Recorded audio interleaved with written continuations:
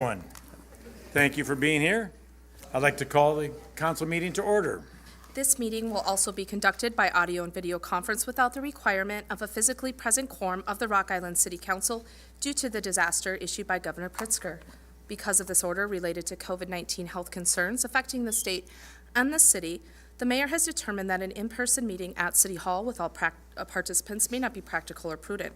Alderpersons and staff may not all be physically present at City Hall, and physical attendance may be limited. To participate remotely during the public comment or public hearing portion of the meeting, please join by phone at 1-304-512-0024, PIN 807-815-371#. Thank you very much. Roll call. Alderperson Robinson. Present. Hertz. Here. Gilbert. Present. Swanson. Here. Parker. Here. Poulos. Here. Healy. Here. And Mayor Tomes. Here. Thank you very much. Can we stand for the Pledge of Allegiance? Remain standing for a moment of silence. Allegiance to the flag of the United States of America and to the republic for which it stands, one nation, under God, indivisible, with liberty and justice for all.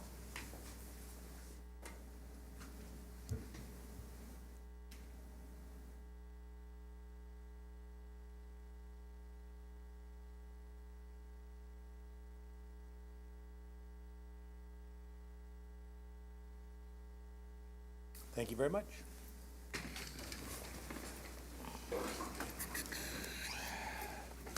Public comment. Who would have guessed? Just a couple. Okay, public comment. We have a few people signed up. Martin, is it Cheney? I'd like to keep everybody's comments, if we could, to about 5 minutes. I'd appreciate it. Thank you. Mayor, council, hi. I just had a few things about the iconic landmark. Some people call it Black Hawk. We don't know if it's Black Hawk or not. It could be a Kickapoo Indian for all we know, but I'm in favor of saving that because it is an iconic landmark for the Quad Cities. It's as old as I am. It's 62 years old, and nobody ever had a complaint at all while it stood there where it was forever. And I just feel we would like to save it. We are lifelong citizens of the Quad Cities. We are Native American, registered with the government, and we would like to see that saved and maybe put up somewhere else. It's just like a church. I mean, if people are offended by crosses, they want to tear down all the crosses. Well, we don't worship this thing, but it reminds us of our history. You know, our local history was Native American. The whole village of the whole Rock Island was a village at one time. And by destroying this, we feel that that's destroying part of history. And if you destroy that, where does it stop? You know, you got Black Hawk Motel. Presidents have stayed there, but there's an Indian painted on there. So let's tear that down too, because, you know, where does it stop? We have to save our history and preserve it. And we want to continue to exercise our culture, and by destroying reminders of the past, we're bound to repeat it somehow. And that's not good in some instances. That's all I have to say. I'm not going to get long-winded, but I would hope that possibly we could save that Indian, or we don't know if it's Black Hawk or not. We just know somebody even said it's got a blue coat, so it's not Black Hawk. You know, maybe it's a Potawatomi Indian, maybe it's a Kickapoo, who knows? But we would like to save it for educational purposes and a reminder to us that live here that this is Indian country. And that's all I have to say. Thank you for your time. Thank you. Appreciate it. Thank you. All right, is it Natalie? Is it Glass? Linville, Mass.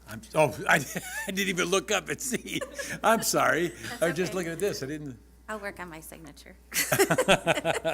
You wouldn't read mine either. So. I'm Natalie, Linville, Mass., the founder of QC Passport, a business that started right here in Rock Island. I'm speaking tonight in favor of the Intertribal League of American Indians, who wish to restore the statue brought down by our recent weather event. This is a local group which many of its citizens live right here in Rock Island, and all of their current members live throughout this region. It is my understanding that this statue is a reminder to all citizens of Rock Island that Native Americans from multiple tribes lived here.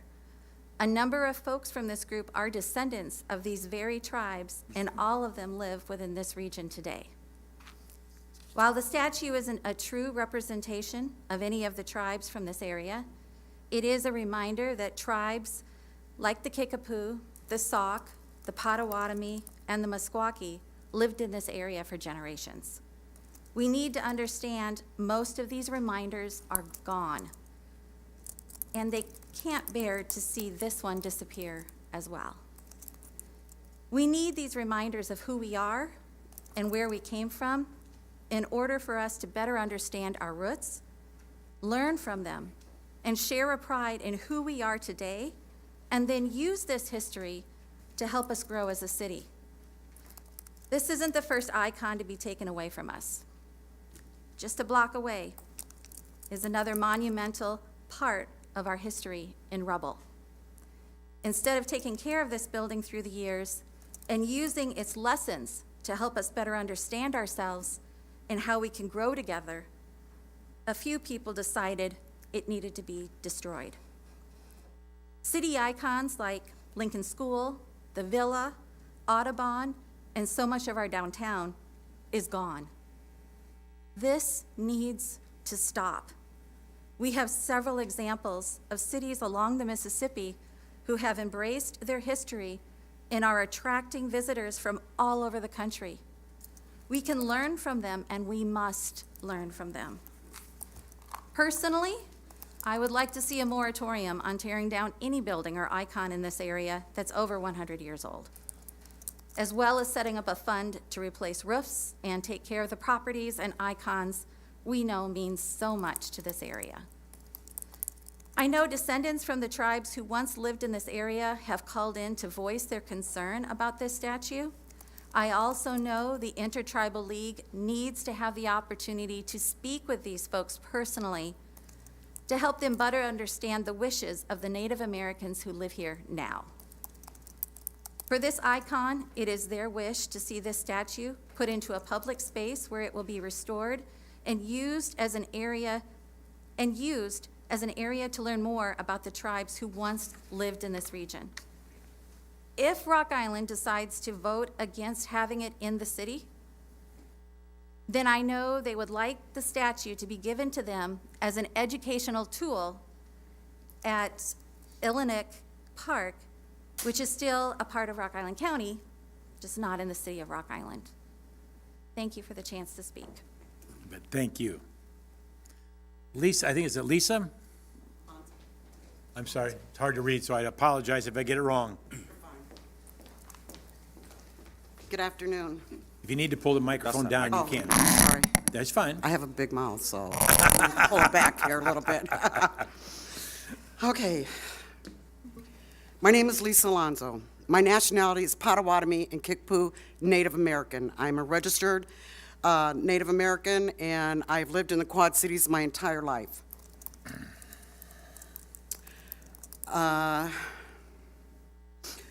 My grandparents and great-grandparents taught us to be very proud of our culture. I feel by tearing this statue down would be a disgrace. If the city of Rock Island does not want it, please give it to us. I live in Silvis. I will go to the board in Silvis, see if we can have it put up there. I know there are two coalitions. We are a new organization. We are the Intertribal League of American Indians. And there's also another coalition of two that I know of Native Americans that don't even live here in the Quad City area, in the other organization. So I know you have been in contact with them. but I ask you to also pay attention to us. We have been here our entire lives. Like I said, we are a new coalition, and we are the Intertribal League of American Indians. The other coalition is looking at the past, and they're looking at the dark side. Yes, the American Indians have been through hell and back, but we've overcome a lot of it, and we're strong, and we want to educate people. We are looking, our organization is looking more at the positive and wanting to educate people, and people want to be educated. People find out who we are, and they're hungry. They want to know who we are. So we want to bring more positive to our area and forget about this negativity. Yes, like I said, and I'm sure all people have heard some kind of bad story, how the Native Americans were treated. But that's in the past. Let the past be the past. We want to be the present and make it positive for everybody involved. We want to do more powwows. And and like I was telling my family, I feel somewhat responsible. I was young back in the day when we were the Intertribal League. And when the president passed away, we let it fall into hands of people that were negative. And I'm at fault for that too. But now that I'm older and wiser, I don't want to see that happen anymore. We need to bring back our culture in a positive way. And like I said, if you don't feel that you can do it in your city, let us have it. We'll find another city that will let us have it. So it's part of the Quad Cities. It's been here since I was born. It'd be a shame to destroy it. Why destroy it? It represents part of the Quad City area. So I could go on, but I won't. I pretty much said what I had to say, and I thank you for your time. Thank you. Rudy?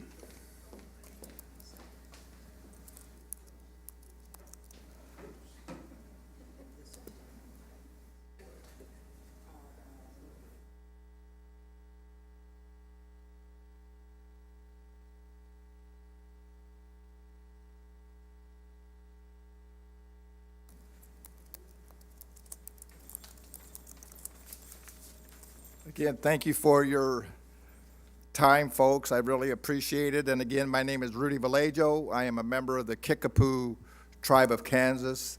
My Indian name is Shipshiwano, and that means vision of a lion. And I kind of handed out a flyer to each one of you folks. And, all week long, I'm trying to think of what can I say or do to persuade maybe some of the folks that want to get rid of the Indian. What could I do again and say? And so, I remember this article by Chief Seattle, and this was 170 years ago, and we're still facing the same problems that he faced back then. And so, when you get time, just kind of read it, and read it over a few times, and it just kind of says it all on what we're trying to accomplish, today. Saturday, our group was over at Niabi Zoo. We set up our teepee, and we worked with the gentleman over there at Niabi Zoo, and, he talked about the ecosystem and the biodiversity, and he talked about the plastics that's being thrown away in the garbage, in the landfills, and he says it's just devastating, and and so that's what I'm trying to express today, that the Indian, the Indian statue, why throw that away and put it in the landfill? And the way I look at it is all the Indians that would come here for many, many years, 60, 70 years, would come to Rock Island, to the Black Hawk State Park and dance, and we'd have a good time, and we learned a lot from our grandparents. And if the statue was to be put in the dump, put in one of those crushers, thrown away into the dump, throw dirt over the Indian, take the bulldozers and roll over that Indian, you know. I'm thinking, well, that's what they, you know, that's what I believe they're doing to the American Indian in our community, you know, saying, hey, we don't care what you, say or what you do. You know, we made the decision to scrap it, you know, so again, my stand is you don't scrap it, and I know there's other conversations going on with the Sauk folks out there in Oklahoma. You know, there's a great mother, another great-great-granddaughter maybe of Black Hawk, you know, saying maybe she does not want it, you know. But I mean, where were they at all this time, the past 62 years? They never said one word about anything, you know. So, again, I want to thank you very much for, you know, letting me talk a little bit and just kind of read this, take it home. That'll be your homework for tonight. And, you know, and, you know, like he says, our God is your God, you know. We all have the same God. And so don't scrap it, you know. Whatever you do, don't throw it away, scrap it. If you're going to do anything, just, you know, give it to us, and we'll restore it, put it away until we can, you know, find a place to put it. So, again, I want to thank you, and again, I'll just keep on doing what I do in the Quad City areas. I do a lot for our communities. You know, I teach a lot of the younger folks about the American Indians in our area. So, thank you very, very much, folks. Thank you. Thank you. I needed something to do tonight, so. All right. Naomi Torrance.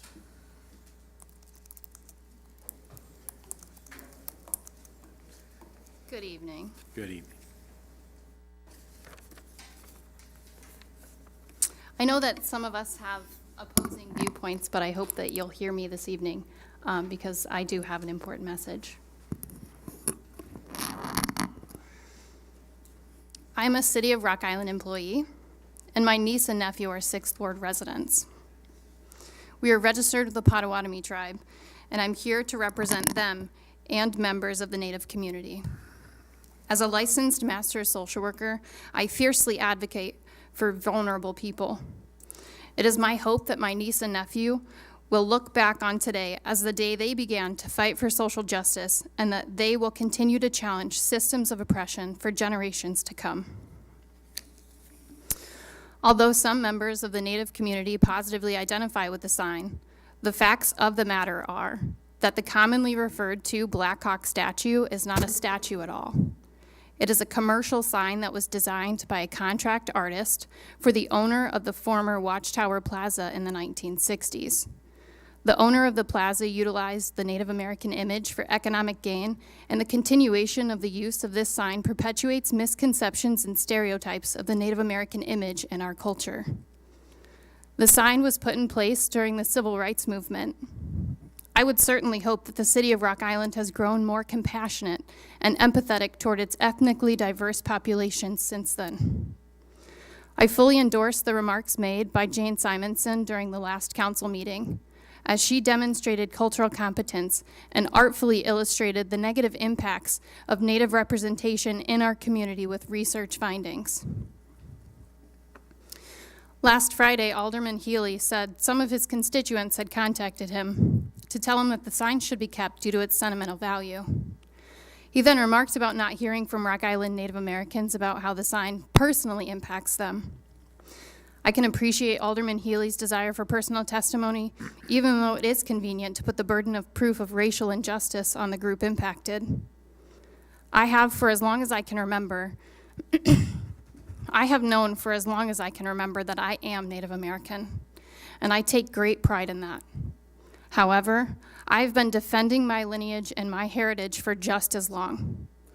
I've experienced countless instances of racism but the ones that stand out the most involved Caucasian men in positions of power.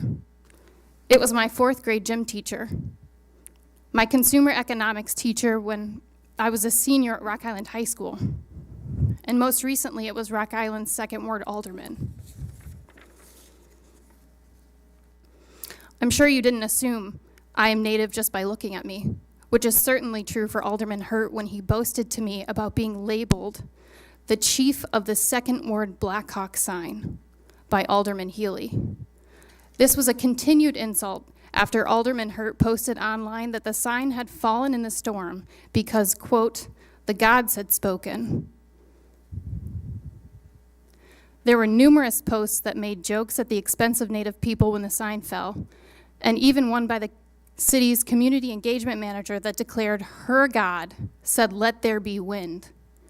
So the irony is that city representatives have demonstrated the harm caused by the use of Native imagery while asking for proof of the harm.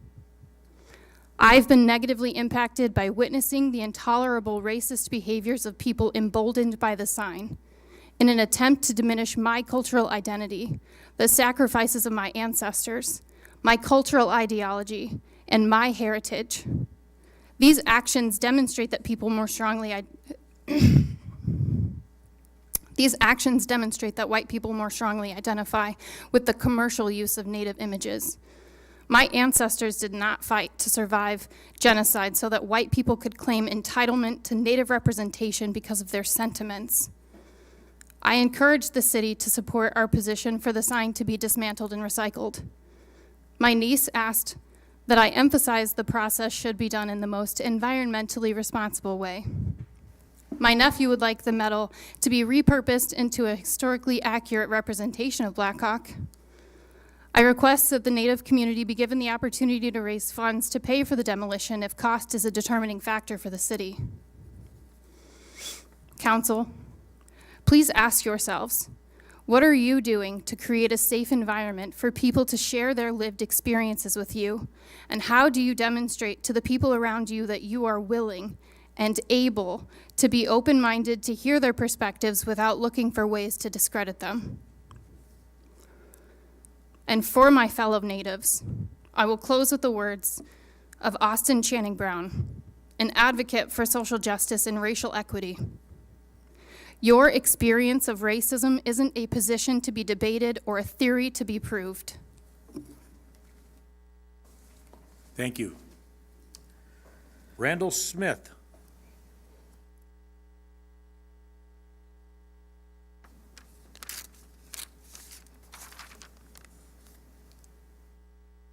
I am Randall Smith. I live in Rock Island. I am both a St. Ignace and a Lakeshore Huron. We've heard two differing perspectives on the sign that Mother Nature brought down. I have a perspective that has a foot in each camp. And let's remember that nature brought this sign down with gentleness and repose.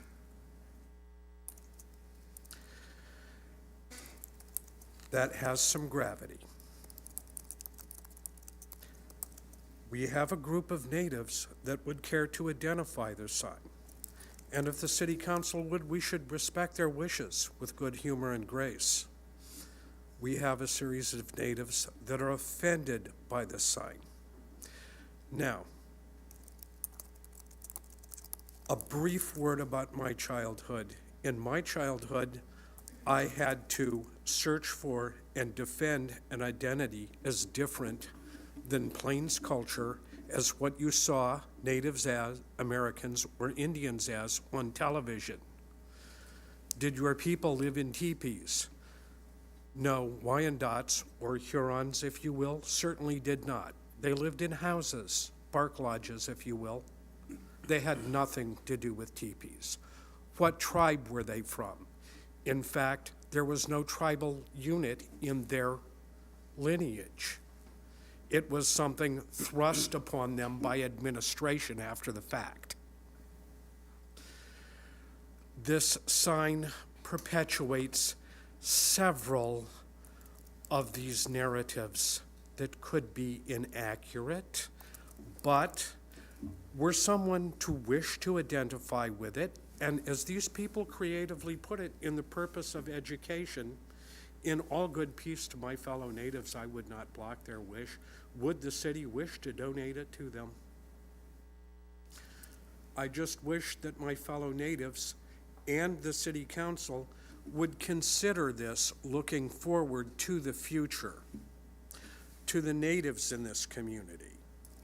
Because certainly, if this sign depicted someone in blackface dressed in a vaudeville costume, there would be no question about the sign's future.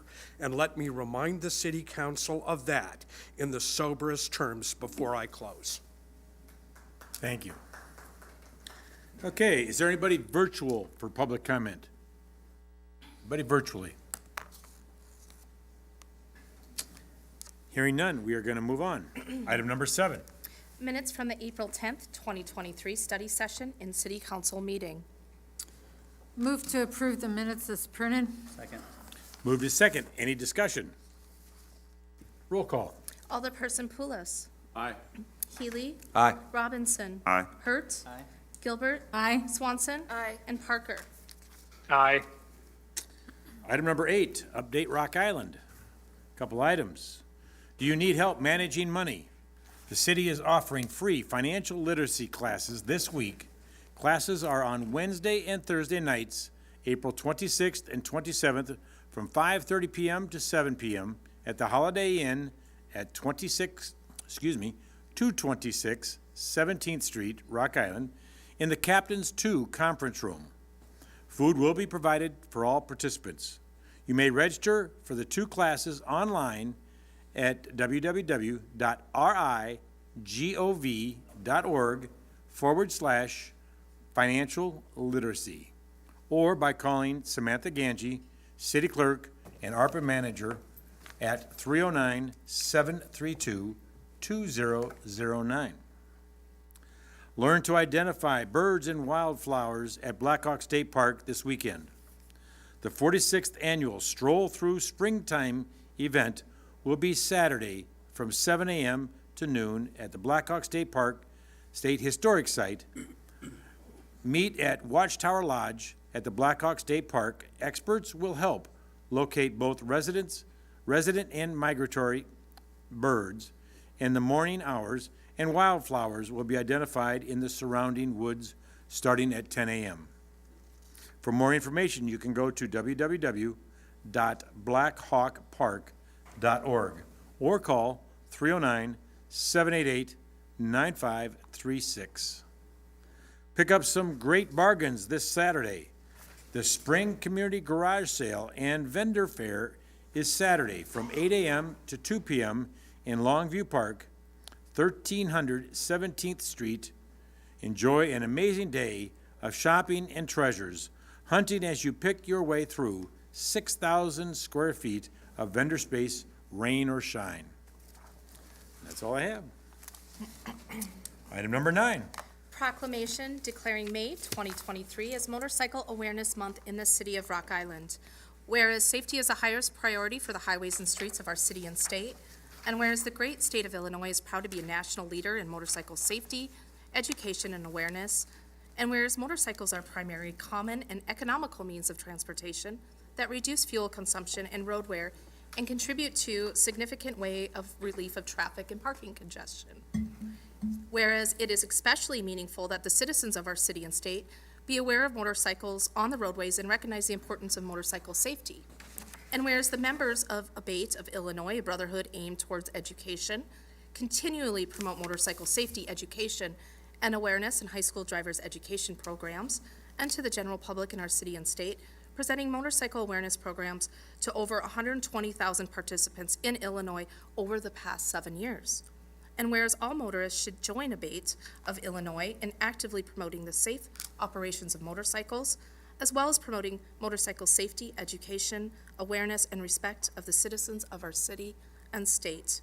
And whereas the motorcyclists of Illinois have contributed extensive volunteerism and money to national and community charitable organizations, and whereas during the month of May, all roadway users should unite in the safe sharing of roadways with the city of Rock Island and throughout the great state of Illinois.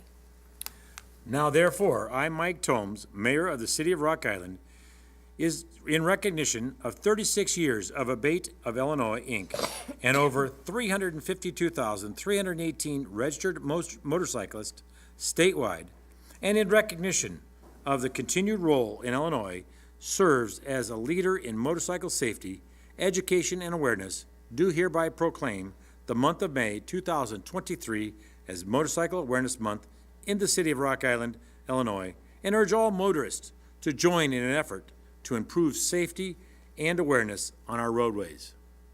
Is there anyone here? No. Where's Jason when you need him? Jason Upton. Any other motorcycle? Any other motorcycle fans or anybody? Nope. I'm here, but I'm not there. All right, thank you very much. Item number 10. Proclamation declaring May 2023 as Mental Health Awareness Month in the city of Rock Island. Whereas our mental health is essential to our physical health and overall health of our community. The most recent community health assessment indicates there is a great opportunity for our community to work together to increase the mental health of our citizens.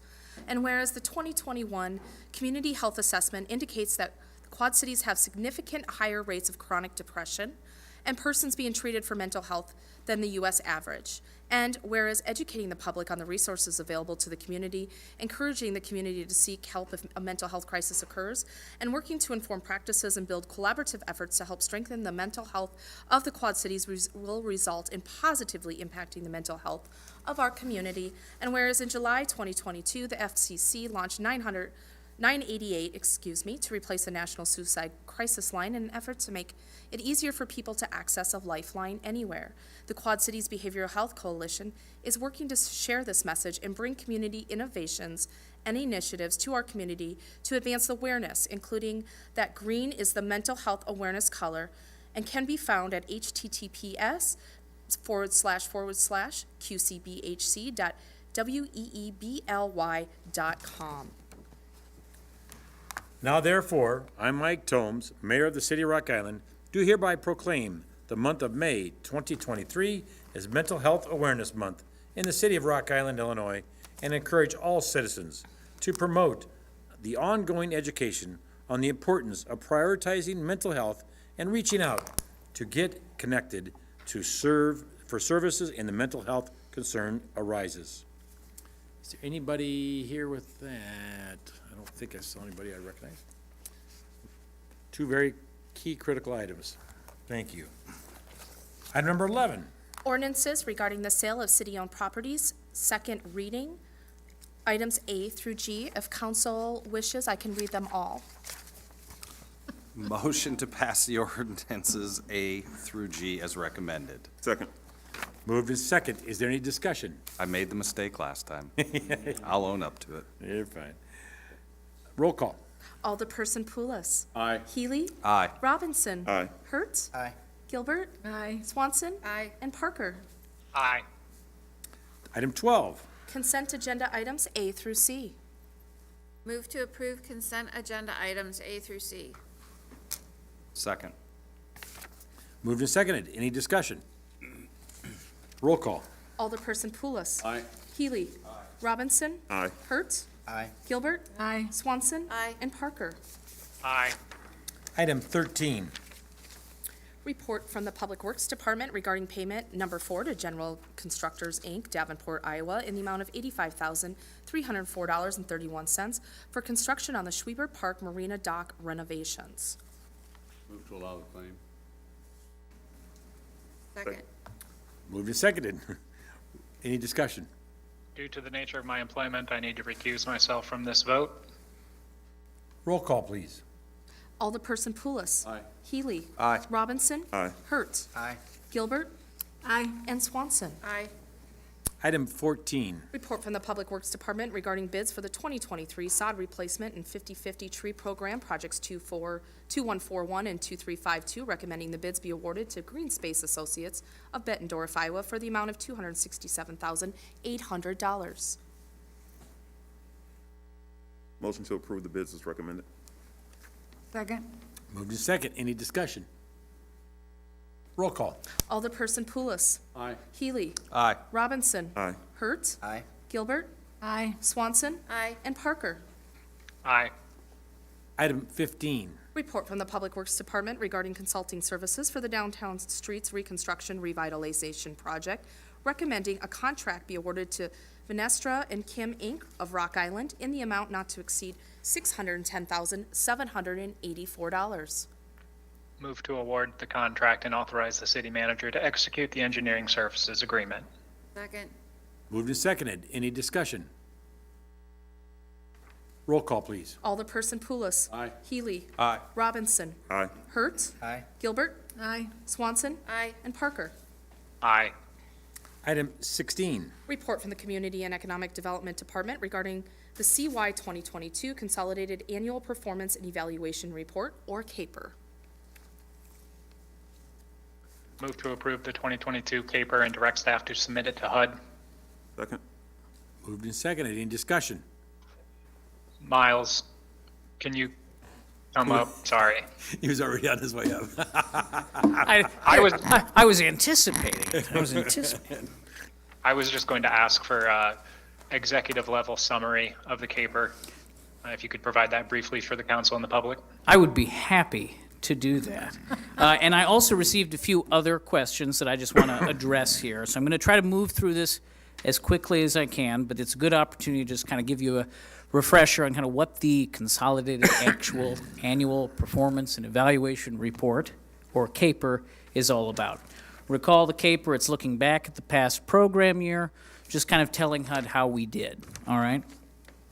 Near the front of the document, starting on page 1, you'll see the beginning of a table of different items, and I want to just kind of explain what that table looks like, move through a little bit of it, kind of explain where we hit a goal, exceeded a goal, or whatever, and then address just a few other things inside of the document that may be of note. When you look across the kind of header line of this table, you see goal, category, source amount, indicator, unit of measure, and then you see a set of 6 columns to follow. That first set of 3 there is referring backwards to the 5-year consolidated plan. Then the last 3 columns are referring to the annual action plan. That's the annual action plan the CAPER is looking back at, okay? The goals you can see kind of going down that far left column, they're all the goals that tie back to the purposes of CDBG funding and what we discuss in the consolidated annual, or the consolidated plan, as well as the annual action plans. Then you can look at the category. It's kind of like sub-breakdowns of that. Source of funding, it's all CDBG, you'll be shocked to find. Indicator then is kind of whatever the metric is we're looking at to actually measure success. And then you can see the consolidated plan columns are talking about over that 5-year period, how are we doing?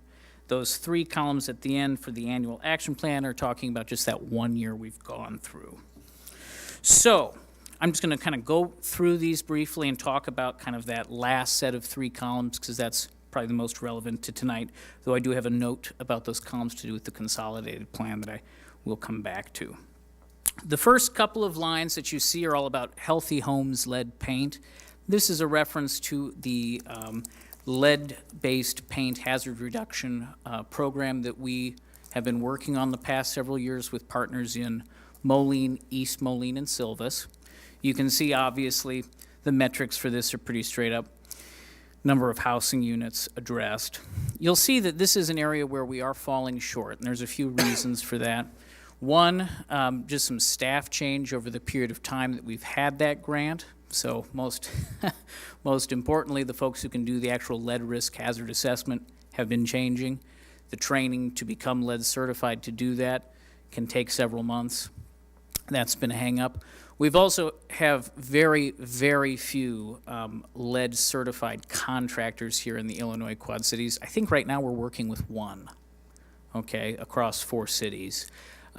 Numbers fluctuated a little bit over the life of the grant, but it really creates a bottleneck. I want to highlight that each of the different communities under the terms of that grant had different numbers that they were trying to meet. Our total for the life of the grant, we were hoping those bottlenecks have really made it very difficult. COVID, supply chain issues, and the rest have also impacted that program. Looking down at the next line for housing rehabilitation, the first one is referring to the kind of in-the-works homestead program you've heard us talk about. You can see that it's marked as 0 complete. That's the house on 32nd Street. It's just not completed yet. So it's not a project that is running afoul of anything at present. It's just carrying over from one year to the next. Explaining that in the narrative of the document is kind of where we say to HUD, no, it's just still in progress. The line after that is for our regular owner-occupied housing rehab programs. Here you can see we've actually exceeded expectations. Our goal for the year was 35 houses. We actually completed 37. About 10 of those, and this is discussed to some extent later in the document, were in the recap, which is the racial and ethnic concentrated area of poverty census tract that we have that is roughly coterminous with the Douglas Park neighborhood. So we did about 10 units in there, and that's of note for HUD. This range that we've been seeing the last few years as a target, 35 to 40, this is a number that seems to be comfortable with the number of contractors we're working with and our kind of basic broadband width here on staff. Over time, we will likely try to tick this number up as a goal number, since we have now exceeded it a couple of years in a row, but we want to make sure that we don't grow too fast. Below that, you see two other lines, both in the job creation category. This basically refers to CURLIF. You'll notice, again, no progress on that. That's because we haven't made any new CURLIF loans in this year. A lot of factors on that is the memo that accompanies the CAPER indicate it's just not a time in the economy where we're seeing a lot of expansion. A requirement of the CURLIF program is you create jobs. Bit tough right now. So we didn't make any new loans. The goal numbers that you see there probably need to be reevaluated going forward if the economy doesn't significantly improve and job creation become much more likely. So that is a discussion that we'll have. It actually came up at the Community Development Commission's last meeting where this was reviewed with them as something that they would like to kind of discuss moving into the future. You see, program administration pretty much speaks for itself. That 1-for-1, 100% means it's spent out on administrative costs as we anticipated. The line under that, buildings demolished. Every year we look at kind of what we expect our allocation from HUD to be. Usually we plan on 4 to 5 demolitions using CDBG funding. We only did 4 when we said we were going to do 5. Again, that's really just because the costs were higher than anticipated, so we didn't have sufficient funds to do 5. Underneath that, you can see property maintenance.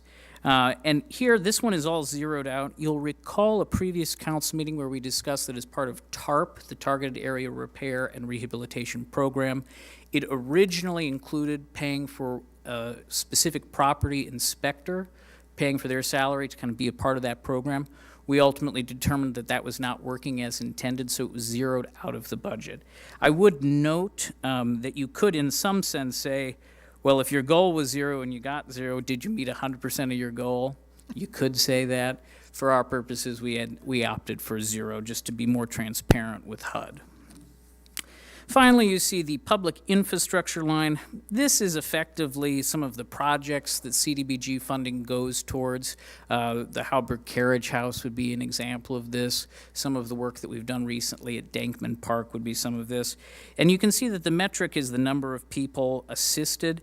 In the cases of those facilities, we rely on estimates from the partners who operate them. So in a given year, how many people will use a park or a given facility that we assist. And so in that case, we hit all of our targets.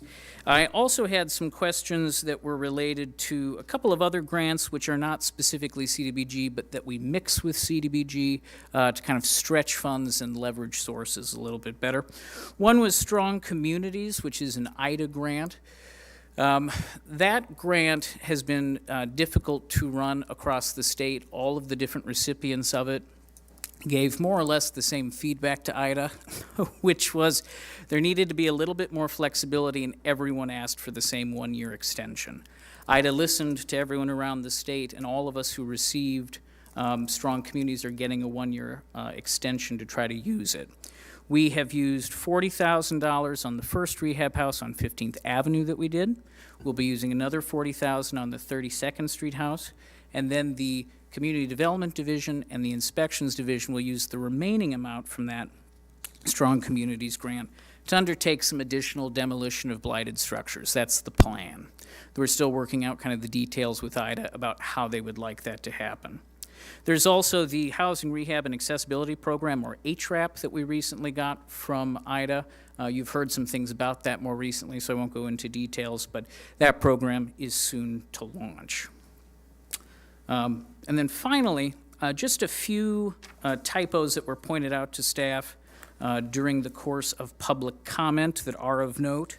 One, going back to this chart that I mentioned, those 3 columns for the consolidated plan, there are a few errors in those columns that staff will correct. It appears that part of that is an import error into this document, so we'll go ahead and fix that. As an example, you'll see at the top for the lead paint line, it says 40 when it should say 50. I believe that's a number from a neighboring community. So that will be corrected. On page 21, it was also pointed out that the title of a staff person is incorrect. There is the older title of Budget and Grants Manager. It should say Community Development Manager, so it's basically a find, replace all error. And then finally, at the end of the document, on page 25, there is a Section 3 readout. Section 3 isn't something that you would have ever probably heard of because we don't have any projects in Rock Island that are subject to Subject 3. It is a part of CDBG regulations that have to do with certain economic development activities where the recipients of assistance in certain programs funded by CDBG have to provide training and education to certain low and very low income persons. It incorrectly says the total number of activities subject to Section 3 are 6. It should say 0 like the rest of that chart shows. We don't have any projects like that. So that's kind of the rundown of everything in there. If there's any other questions, I would be happy to answer them. And that was the executive summary. That was the executive summary.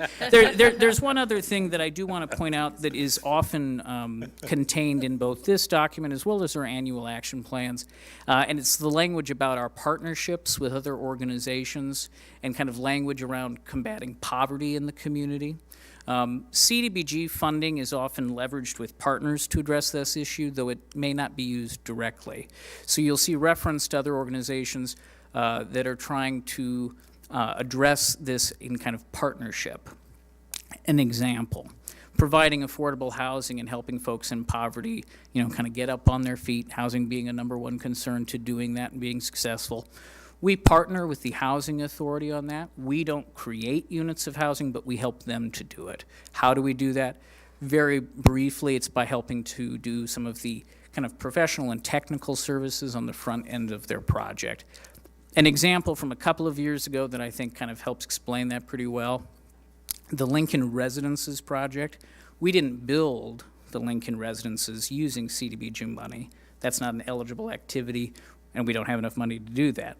What did we do? We handled all of their environmental review documents, some of the environmental remediation on site, and some of the work required to elevate the site to get it out of an area of ponding, basically a low point in the ground.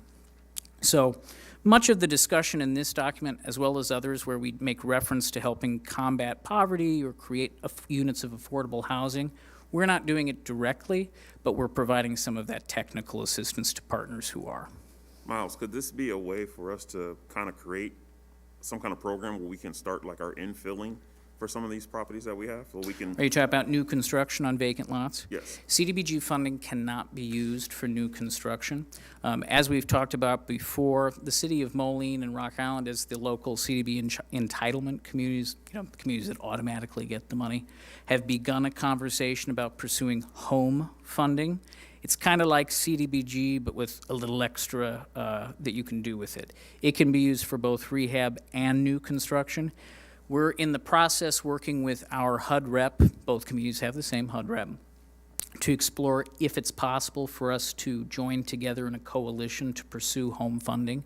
There's a kind of a complicated bit of math you have to do to reach a certain population number, as well as a few other things in order to qualify for home funding. It's going to be a bit of a task to explore it. I anticipate we will have some sense of how we could move forward, maybe within this year. It's going to be quite a lift, though. So to your question, short answer is no, but staff know that that's a concern and a priority and are looking for other options. Alderman Parker, did you have any other specific questions? I was just about to ask if you could speak on which programs within the AAP, how the program's doing, which ones are being utilized, which ones are not.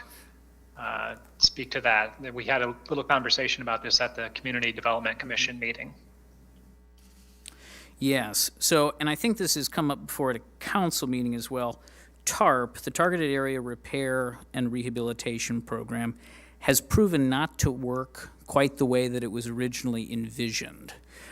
So originally the thought is that it would help us concentrate more CDBG dollars in areas of the city that had particularly pronounced need, and that a inspector dedicated to that program and making connections between property owners in that area who would be eligible for assistance and staff who could provide said assistance would be a real help.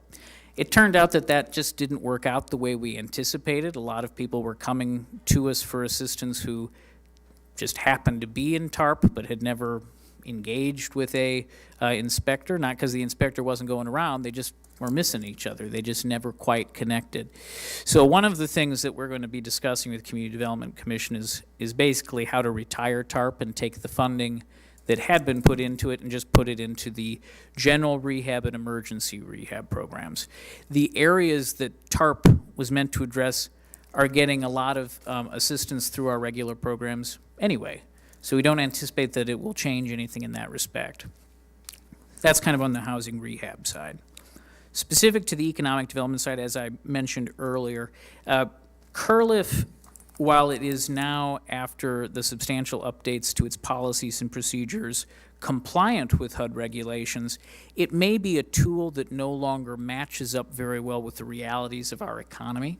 And we may need to explore some alternatives to it, not getting rid of it, but changing up how we use CDBG for economic development purposes. One of the things we haven't done, but we have begun to talk about, is the possibility of a micro-enterprise program. There is much more significant administrative burdens associated with that, but it is something that we would hope to discuss with the CDC. So I was at the last Curliff meeting, and one of the bankers on the Curliff committee had recommended that the interest rate needed to be lowered in order to get people to apply, that it's just much too high. Mm-hmm. And of course, a counter point that Alderman Healy has pointed out before is, of course, we may not have an interest rate high enough to successfully administer the program. And it's that kind of problem that we need to discuss and figure out. The program ultimately is no good if people feel that there's a too high a barrier to access it and the money is just sitting there. And there might be alternatives that we need to explore. And then come back to both the CDC and the council and talk about the pros and cons of making those changes. So when is your next Curliff meeting? When is the next Curliff meeting? I don't recall. I believe it's the second Tuesday of every month according to our website, or isn't it? Oh, they don't meet every month. They don't meet that often, so that's why I'm not sure offhand. Website must be wrong then, sorry. But no, I think it is. But shouldn't that be a priority then, figuring that out? I would certainly agree that it is, though I would say that we should give careful deliberation to it. One of the things that I would like to explore in the future is kind of bringing the Curliff Committee and the new Community Development Commission meeting together so that they can kind of talk about different elements of things.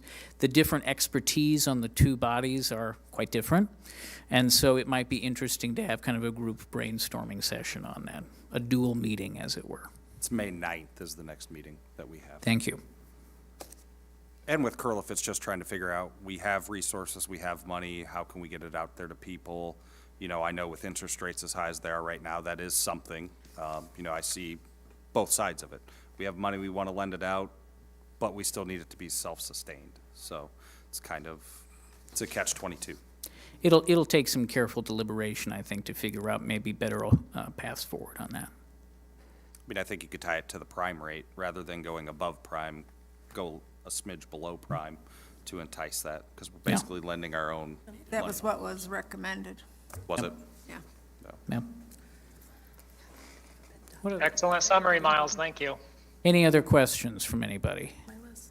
Happy to talk about this offline too, if anyone ever is looking at these documents and wants to kind of understand. But if council is comfortable with it, we're going to make some of those corrections to the typos I mentioned, submit it to HUD. HUD may, just always remember, bounce it back with some of their own suggested changes. We go back and forth with them quite a bit over the weeks after submission, making tweaks as they require.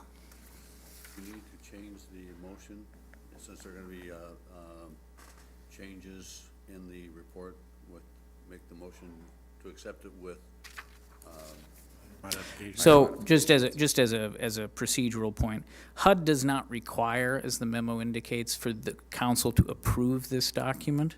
It's a best practice, and it gives me an opportunity to talk to you a little bit about it and explain some things and provide that summary. So I don't know if it's particularly relevant whether you move it that way or not. Dave? It seems like it might be more accurate to do the amended motion, just so that's clear that that was discussed, so that when somebody's looking at the minutes and so forth, that they know what took place. Who seconded? Say it again? Whoever made Who seconded my motion? You don't have to, no, you don't have to withdraw it. You can just make another motion. So, okay. All right, I move to make a motion as amended. Second. Moved and seconded. Any further discussion? Roll call. So wait, as a point of order, there was just a motion to make the amendments to the main motion. So that's the vote that's being taken. So then you're going to make a vote on the main motion as amended. Procedurally, I believe that's correct. Do you have to vote on the main motion? I think once it's been amended. You can withdraw the motion in the second, and then, or Then make a withdraw, new motion. and then make a new motion, and not. Yeah, it's just cleaner to recall the, That's what we've done. Okay, But it's so not appropriate. that's not it, that's correct. But so let's, just because we've done it in the past, let's back it up, and who wants to withdraw the second, withdraw the motion, and make a new motion, please? second. All right. Dylan? Or whoever made the first motion? Dylan? I withdraw my motion and then make a move to accept, or no, move to approve the 2022 CAPER with minor modifications and direct staff to submit it to HUD. Second. Moved and seconded. Any further discussion? Roll call. Alderperson Poulos. Aye. Healy. Aye. Robinson. Aye. Hurt. Aye. Gilbert. Aye. Swanson. Aye. Parker. Aye. Item 17. Report from the Community and Economic Development Department requesting the acceptance of the original bid from Valley Construction for the demolition of Firehouse Number 5 in Douglas Park. Move to accept the original bid and direct the city manager to negotiate and execute said contract, subject to minor attorney modifications. Second. Moved and second. Any discussion? Yes, I would, if I may, because I tabled this, or made a motion to Yes. table this to a later date, in hopes that someone would have the opportunity, if we were going to try to save it, to come up with a plan of how they would move forward to do so. And while we have had one or two people come up and said, yes, I'd like to save it, the funding was not there, a plan for the funding was not there, and it is in such a dismal condition right now that it would be inappropriate to try to delay it any further, in my humble opinion. Okay. Thank you. I just have a quick question. So in the documents, it says something about certain materials being left on the construction site. So what does that mean? I mean, is something going to be done with those materials? Yes, so if you look into the original kind of RFP and the responses to it, what you'll see is there are a number of historic elements that are going to be retained and reused in different ways. So when staff was engaged with the State Historic Preservation Office, the staff at the SHPO work with you when you're dealing with a historic property and you say, I need to tear it down for whatever reason. How do we negotiate a path forward where I am historically sensitive, right? Being historically sensitive doesn't always mean saving the building. Sometimes it means saving the memory of the building, all right? In the memorandum of agreement that staff negotiated with the SHPO and has been executed by the SHPO, they ask that the front kind of name, like plate, Right. says number 5, Firehouse number 5, they want that removed from the building and incorporated into kind of an informational kind of corner garden there that gives a little plaque explaining that the building had been there and kind of what it was all about. City staff are doing more than that. Okay, so that was what SHPO required. That's what the state asked. The plan is to actually remove as much usable, historically important materials as possible, including a lot of the brickwork, which the Parks Department wants to also incorporate into that kind of corner display. Some of the original copper gutters and radiators will be repurposed at the Hauberg Estate because they are of the same period and are of a material quality that would be hard to find new.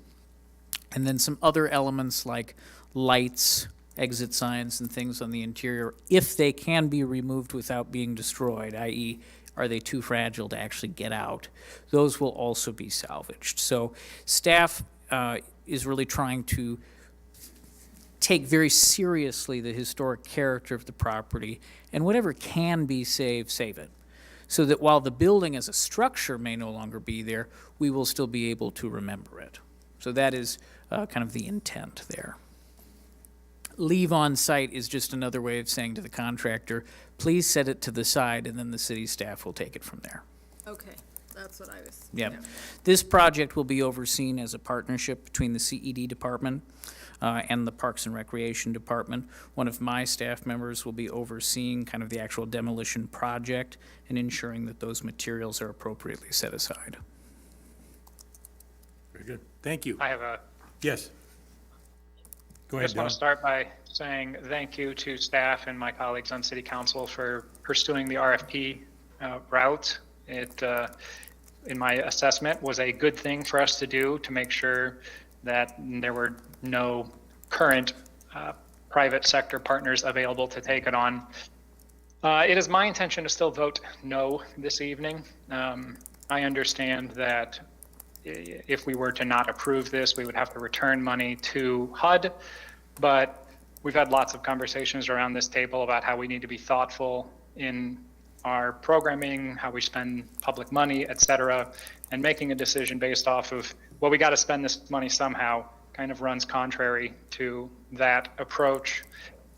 It would be my request. So I mean, obviously, there is no private sector partner currently available to take on the firehouse, but there is interest nonetheless from some sections of the private sector in doing so.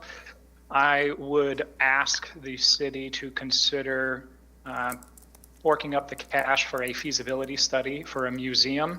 The feasibility study could potentially explore other locations, not just the firehouse, but there is very much an interested group that want to put a museum at this location.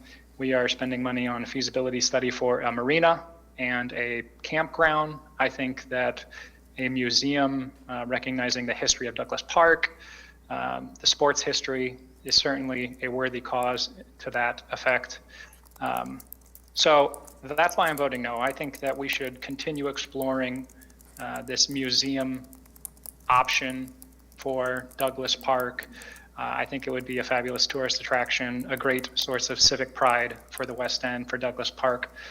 I'm not ready yet to give up on the firehouse. And regardless as to how the vote goes this evening, I would ask my colleagues to consider supporting my request for a feasibility study. Again, it doesn't have to be at that location. I think that there's still an opportunity for us to explore doing so, but nonetheless, the feasibility study should be pursued. So I really appreciate everyone's cooperation and work at trying to find a solution for the firehouse. Okay. Let's have a vote, I guess. Okay, yep, thank you. Roll call, please. Alderperson Poulos. Aye. Healy. Aye. Robinson. Aye. Hurt. Aye. Gilbert. With regret, aye. Swanson. Aye. Parker. No. Motion carries. Item 18, Report from the Community and Economic Development Department regarding approval of the final Rilco subdivision plat. Motion to approve the final plat with minor technical corrections. Second. moved and second. Any discussion? Roll call, please. Alderperson Poulos. Aye. Healy. Aye. Robinson. Aye. Hurt. Aye. Gilbert. Aye. Swanson. Aye. And Parker. Aye. Item 19, Report from the Community and Economic Development Department regarding the renewal of annual non-irrigated farmland lease agreements with Mr. Andrew Kordick, Mr. Scott Doxter, and Mr. Kenneth Flack for 2023. Motion to approve the 2023 farm lease agreements along with the scaled rent increase, subject to minor attorney modifications, and authorize the city manager and city clerk to execute the contract documents. Second. moved and second. Any discussion? Do they know that these rent increases are coming? Have we had those conversations? Okay. Okay, thank you.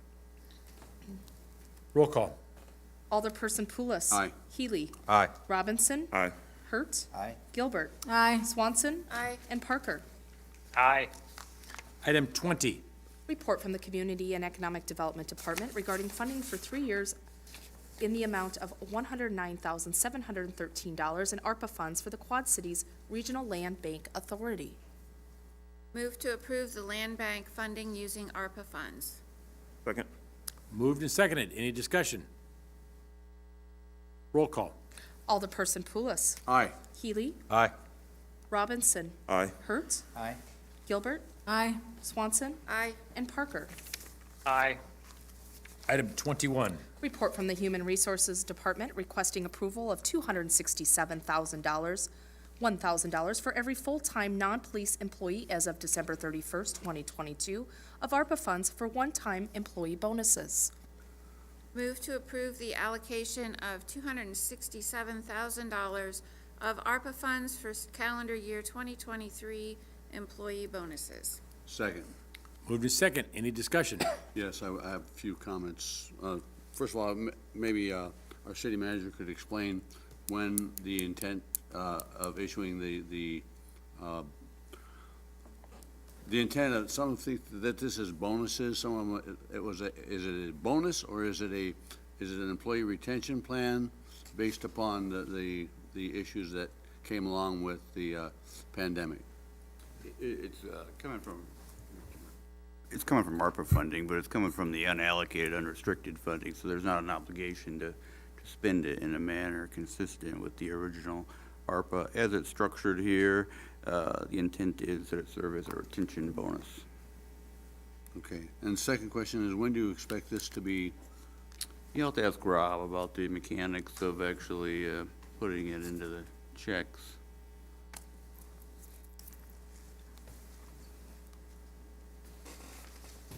Working with finance, so they'd like to do it in an exceptional payroll, not in the normal payroll cycle. So probably after this next payroll, the following week in between the payrolls. So roughly about 3 weeks. And clearly, I've been contacted by some of the members that are being, or that would be affected by this, just for the record, that this is not gonna be just a flat-out check for X amount of dollars. They're still gonna have to pay taxes and everything on it. That is correct. So that'll be taken out at the time that the check is issued. That would be correct. That's kind of some of the purpose for doing an exceptional payroll, so it can be clearly looked at. I know that we've had these discussions previously, but again, I was asked to at least get them on the record so that they were part of the minutes. Okay. Any other discussion? Roll call. Alderperson Poulos. Aye. Healy. Aye. Robinson. Aye. Hurt. Aye. Gilbert. Aye. Swanson. Aye. And Parker. Aye. Item 22, Report from the Finance Department regarding an adjustment to the CY 2023 budget, increasing General Fund 101 revenues by $267,000, increasing unrestricted ARPA Fund 248 expenditures by $260,000, and increasing various funds for payroll depending on employee location by $267,000. Move to approve the budget adjustment as recommended. Second. moved and seconded. Any discussion? Roll call. Alderperson Poulos. Aye. Healy. Aye. Robinson. Aye. Hurt. Aye. Gilbert. Aye. Swanson. Aye. And Parker. Aye. Item 23, Report from the Finance Department regarding adjustment to the CY 2023 budget, increasing the Community and Economic Development Fund 207 by $15,000. Move to approve the budget adjustment as recommended. Second. moved and seconded. Any discussion? Roll call. Alderperson Poulos. Aye. Healy. Aye. Robinson. Aye. Hurt. Aye. Gilbert. Aye. Swanson. Aye. Parker. Aye. Item 24, Report from the Traffic and Engineering Committee regarding a request from Rosanna Damp to install a handicap parking space in front of her home located at 1537 39th Street. First reading. I'll give it a try. Motion to approve the request, suspend the rules, and pass the ordinance. You forgot. Consider pass the ordinance. That's the ordinance. I need it on the back of my all right, it's moved and It's taken seconded. some of us 6 years to get it, buddy, don't worry. You're doing good. Doing One of good. these days. All right, But we should have cards made up, laminated cards. just do it every time, just do it every time. Every time. Roll call. Alderperson Poulos. Aye. Healy. Robinson. Aye. Hurt. Aye. Gilbert. Aye. Swanson. Aye. And Parker. Aye.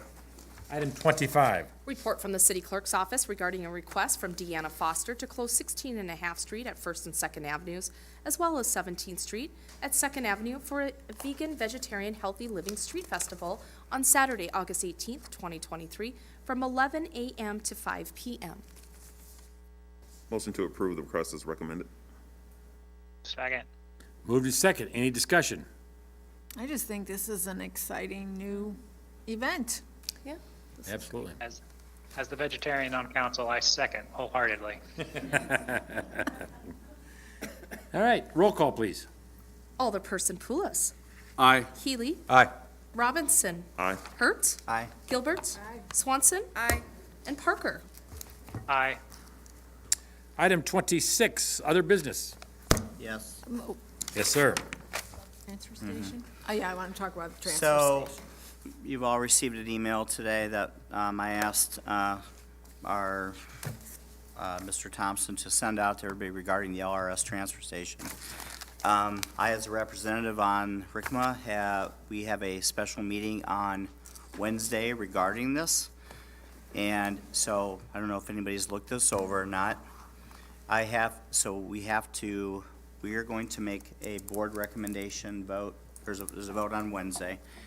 We have to have it done on Wednesday, so I am trying to get, so me personally, while I'm the representative, again, it's what it implies, I'm a representative. So I'm just the voice for what the city would like to do, so that I'm just looking to, I've had meetings this morning, with the mayor and Mr. Thompson regarding this, and there's some pros and there's some cons to both, and I'm sure everyone's read it and they can kind of see those, they're all in writing. So I guess I'm looking for council recommendations, or if you don't wanna, if now's not appropriate time, if you wanna still look it over, then you can email me, just as long as I have some direction, because I'm not gonna go in this, because really the way this goes is gonna be the way Rock Island goes, because we're gonna end up being the biggest weighted vote, in my opinion, in this. So let me also clarify that this can still go through, even if it gets voted down at the meeting. Moline can do what they want on this. However, it does lend some weight going forward. So I guess I'm just asking for some council direction and some thoughts on this while we're here. Can't take a vote because it's not on the agenda. We cannot take. I know, but I just said Yeah. suggestion. If Yeah. you'd like to go back, that's what I said. I'm not asking for a vote. I'm No, just I asking just for want to make sure that everybody recommendations. understands. Everybody's thoughts on it, or you can email me by, look it over and email me tomorrow or whatever. What are the other communities? What are they? Well, I don't know exactly. I know that East Moline is against it.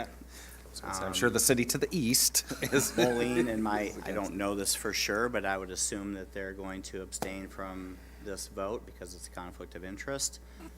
And I've spoke to a couple of the other Smaller communities. smaller communities, but ultimately, it's really gonna come down to the ones that have the more weighted votes. No other So- community outside of East Moline is Would be- committed one way or the other. Right, and then the county will represent a significant weighted vote as well.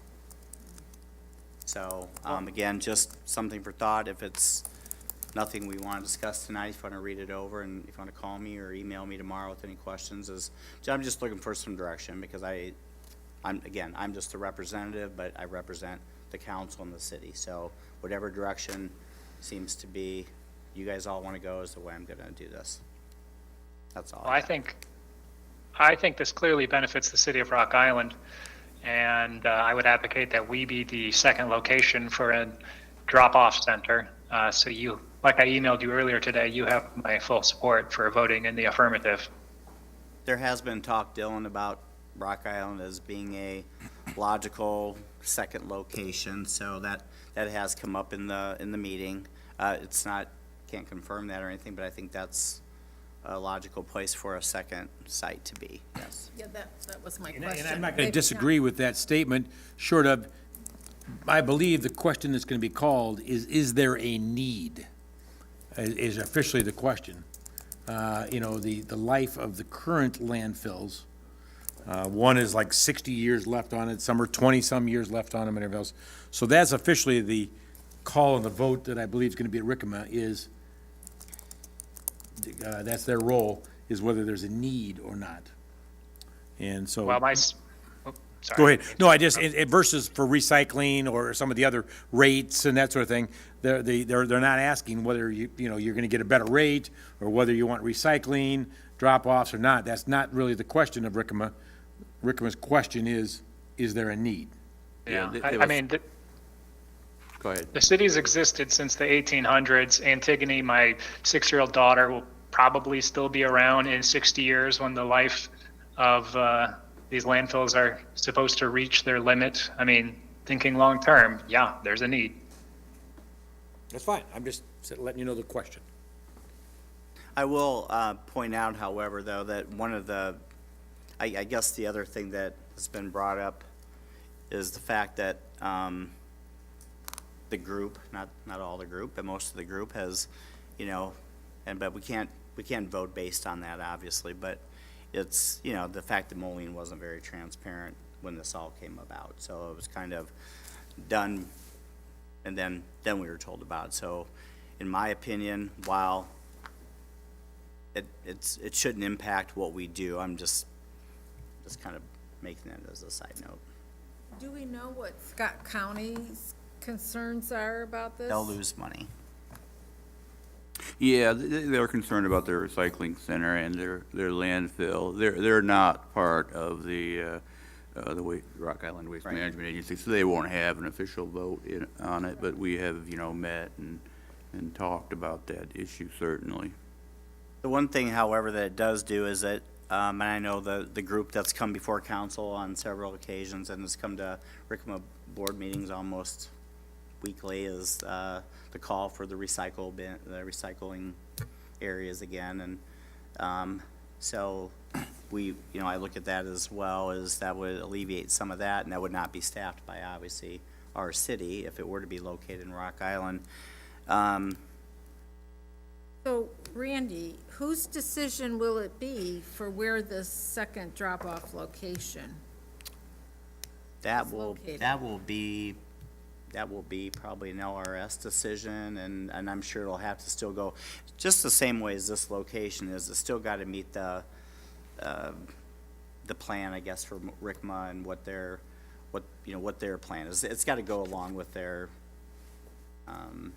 Vision. vision. Yeah, we'll say vision. That's a good word for it. Of course, this decision could be a long ways out there too. I mean, they got to It get could approval be. of this transfer station, which could, and I don't know, I'm trying to remember years or whatever, and to build it and everything else. So it very well could be a couple of years out before anything. I mean, I'll be honest, I personally could find a reason to go either direction. That's why I'm kind of looking for some other additional guidance from the council. And so anything you guys can get back to me in the next day or two, just look it over. Any questions, call myself, or Todd's been in on the meetings, or Mike's well aware of it too, and, from his end. Mike Bartels. Mike Bartels, yeah, or the mayor. I mean, I give guess I am anybody. too, but- Yeah, sorry about that. Just, if there's any questions, feel free to give any of us a call and just give me some direction before Wednesday's meeting. That's all I'm asking. It is, the mayor indicated, the decision is really generally focused to whether or not the application is consistent. It's consistent with the agency plan, not whether you think it's a good idea or whether it's going to be good for the need is certainly a part of that. All right, anything else for the good of the cause? I do have one thing. I just want to thank Public Works again for all the cleanup that they're doing. And I want to remind the residents of Rock Island that your branches and stuff will be picked up. Have some patience because they're dealing with a flood. There's a tornado, there's the flood. I'm sure locusts are on their way too. But just have some patience and know that by the time the snow falls, all your stuff will be cleaned up. I was going to bring that up as well. The snow fell just the other day. Yeah, I know. We are hoping to have everything completed in another 2 to 3 weeks. So, as Alderwoman Swanson mentioned, the flood, we've had to divert crews from storm debris pickup to flood preparation, and now the area where we've been taking the stockpiling is now surrounded by water, and so it's on its island of its own. But we have worked out a agreement with Langman Construction. They've graciously offered to let us stockpile the debris that we're collecting now at a location in Rock Island at no cost. So we'll just have to handle it twice. But anyway, we have a backup plan, and again, just be patient. It'll be another 2 to 3 weeks, and if you get calls and with a specific address, just send them to me, and we'll get it picked up. I just have one thing. Yes. Jack, would you like to announce again about the Downtown Alliance meeting for tomorrow? Because not everybody watches the study session. Sure, thanks for the opportunity. The Rock Island Downtown Alliance Board of Directors will have its first meeting tomorrow, Tuesday, April 25th, from 3:30 to 5:30 at Illinois Casualty Company.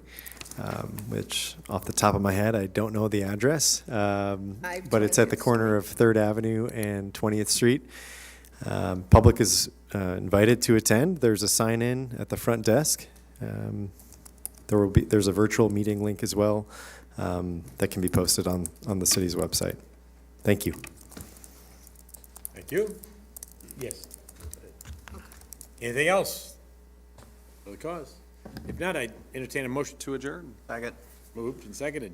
Once again, I assume there's no discussion. Roll call. Alderperson Poulos. Aye. Healy. Robinson. Aye. Hertz. Aye. Gilbert. Aye. Swanson. Aye. And Parker.